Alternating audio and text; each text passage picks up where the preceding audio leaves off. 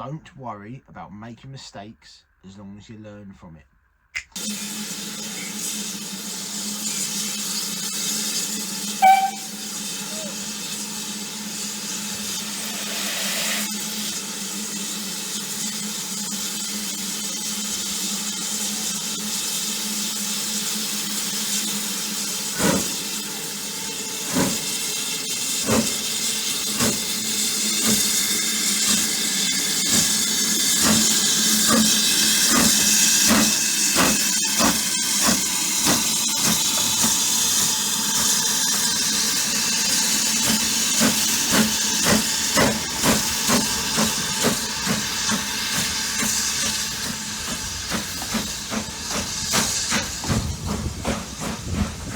Slightly different video today,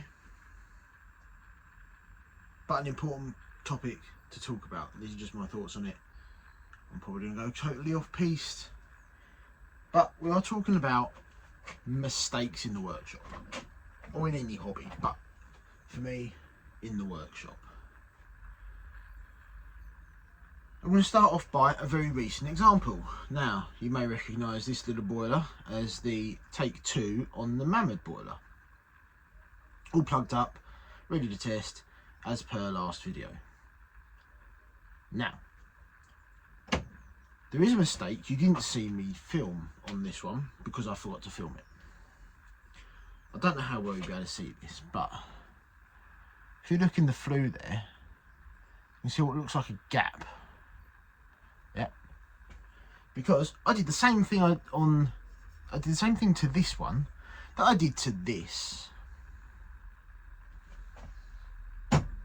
So, this mistake you saw, this is the failed attempt at fixing that mistake. So, the mistake you saw was when I tried to drill this one out, which has been drilled out, it's bigger, but I caught into the flue.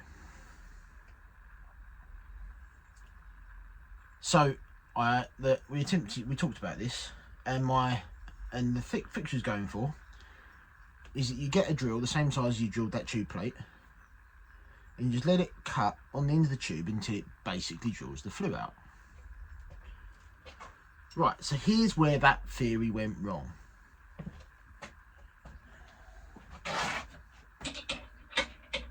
You can see the problem already, can't you?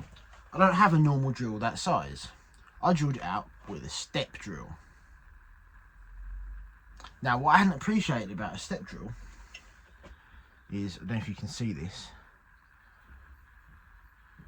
they're not actual steps, they're like little ramps.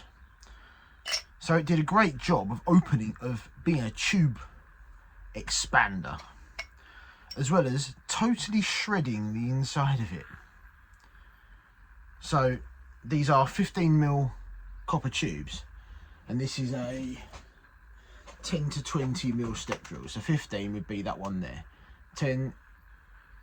10, 11, 12, 13, 14, 15, where my fingernails are. Yeah? So in the good end, you see it stops just short of that because the flue is smaller, so that one, in theory, would eat it away and drill it out. Now on this end, 17. Starting on the 18. Oh, actually no, 20, so it's on the 18. That didn't work at all, did it? Now, that totally annoyed me because I thought I'd made quite a nice job of the soldering on this tube plate. I hadn't done too badly on the bushes either. That did annoy me a lot. But for the saving grace, I'd always planned to make 2. So I just made another one. However, as you saw, I also cocked this one up in the same way. But the fix this time was that I shoved this reamer up it, straight down the flue in the other end, granted. It's just a tiny bit smaller than the flue, but enough to be a nice fit. And where you saw that dent that I previously showed, I'll put it here. That dent this reamer ate away. So yes, that left me with a nice egg-shaped hole in the flue. So then it was a case of cut a really short section of tube off, because remember the hole was in line with this, so it's only this far in. So we cut an inch section of the same 15mm tube, cut a segment out of it and squished it. So now it sleeved the flue, which is the gap you can see there on the side. Sleeved it and then flooded around the end, down that gap, and by rotating the ball around over a couple of different goes at it, got a solder around the inside edge of it, and as you saw by the bubble test, it appears to be fine. This is editing me now. The boiler is indeed fine. I've just come back from the park where it's been pumped up to twice pressure for its shell test, and all's good. All I've got to remember to do is that when it comes to making the gas burner, I want to make it slightly undersized, while the holder for it slightly undersized to the ID, because we're now talking the ID. Now see, okay, so what is the problem with mistakes? Mistakes can be very off-putting, very disheartening. There's a couple more I can show you, and I'm going to show you actually, because there is one part I've cocked up twice. Yeah, I'll say I've cocked it up twice. Let me get that for you. Bear with me. Right, I doubt many of you have seen this, so we'll start from the beginning. This was the first model engineering set I got when me and Dad first started the hobby.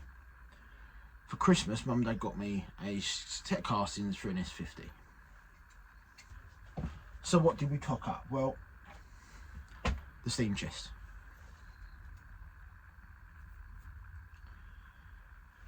So here's the cryptic thing. From this view, the 6 holes.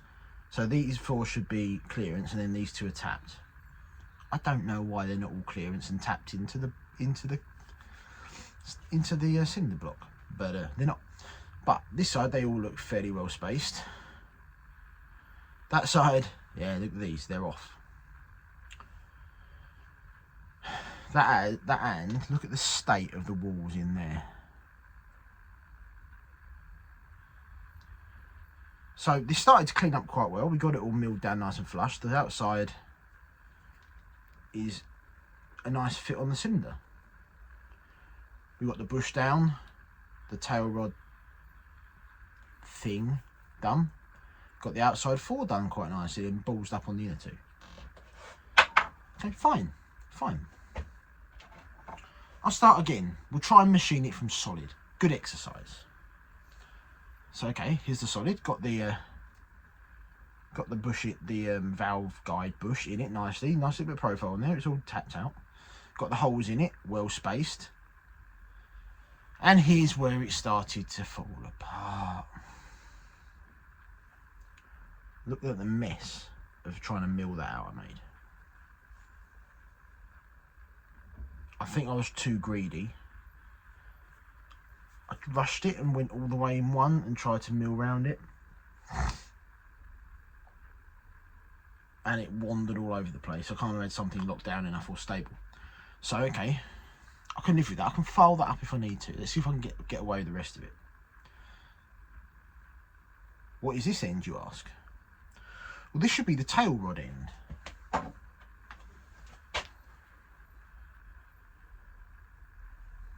Here's the next problem though. It's oversized. The whole thing is too big. But as I was trying to machine down the tail rod end, had it in a 4-jaw, but, and this is what I cocked up, I should have held it on there and centered it, but I wasn't thinking and held it on there. You can see the point it fell apart here. Look at that burr in the corner there is where the tool gripped and snagged it in the vise. So you've got these horrible dents and marks there, a nice big ding on the end there, and the thing is no longer round. So yes, I could tidy it up and make it usable, But to be honest, I learned a lot doing that, trying to hank it out a bit of solid. And I've got plenty more of the solid I can have more goes at. Or I can just bite the bullet and buy another casting.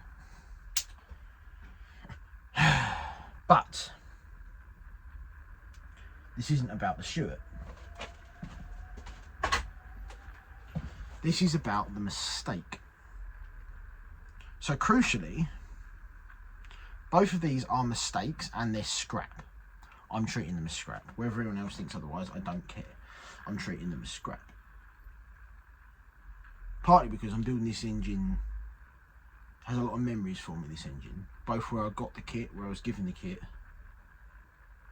and it was the first real thing I had to go at starting with help from a certain person.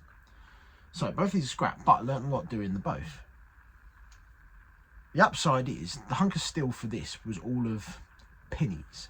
So there's no real financial cost in having another go. This one I was more annoyed about because it would have been nice to have all original castings on the thing. So that's why I'm in 2 minds about, do I just get another casting and try again. But the important point here is that these aren't wasted time.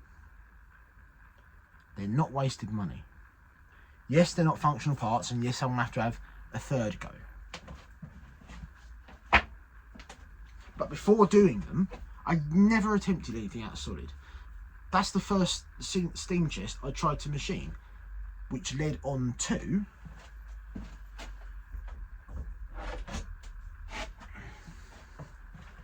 being able to hunk this one out of a solid lump of brass. It's a lot simpler on her. There's no tail rod. The front bush isn't the same design, but this is a working engine, albeit one-sided because I haven't done the other side yet. But this is my first working engine that I've machined from castings and scratch. Yes, I need to remake this rod or tidy this one up, but the rest of it is fine. So, and here's the important, oh look, and here is the moral lesson of making mistakes. This is something that clicked in my head about a year and a half ago. Mistakes don't matter as long as you can learn something from them.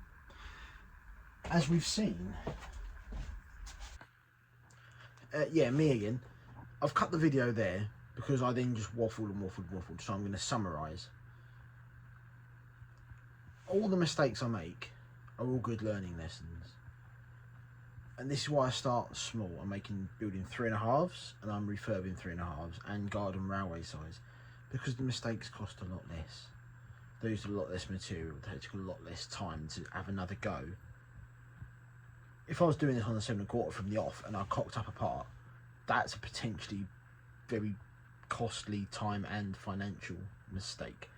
In 3.5 and garden sizes, we're talking pounds, single figures, most of the time, and I can live with that. The value I get from learning during the process of trying and failing and trying again and succeeding, such as the boiler, is worth more to me than single figure digit pounds. So I see a lot of people get put off or give up on projects when they mess a bit up, which is a shame, because if you just have another go, everything's quicker a second time round because you've already worked out the fixtures and the methods and how to do it. You just messed a bit up. You might need to slightly tweak your method, but the chances are you were pretty close if you've already worked it out once. Tooling sizes, clamping positions, you know. So yeah, you're going to cock up. Everybody makes mistakes. Everybody forgets to put the union nuts on a pipe when you solder both ends on it. It's fine. You just cut it off and put another one on, or oh no, make another one up. But you still had good practice, and you still got a bit of usable pipe for something, even if it's now too short. You still got that. You can use that pipe for something else. Just have another go. Carry on. Anyway, as you've heard, the boiler passed, so normal service will be resumed with work on the boiler, probably, or Bantam. Not sure. Whatever comes next, I'll see you there.